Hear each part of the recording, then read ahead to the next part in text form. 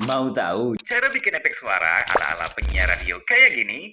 Gampang banget di aplikasi CapCut. Hari kelapa mengajarin kamu ngedit video biar kamu bisa bikin konten modal HP doang. Awalnya masukkan videomu, klik audio, rekam, klik tombol mikrofon yang ini, lalu rekam suaramu kayak gini. Mau tahu cara bikin efek suara ala-ala penyiar radio kayak gini? Gampang banget di aplikasi CapCut. Hapus bagian-bagian yang nggak kamu perlukan, potong dan pilih suara yang ingin kamu beri efek. Klik efek audio, cari lo-fi, dan efek suara radiomu udah jadi. Gampang banget di aplikasi CapCut.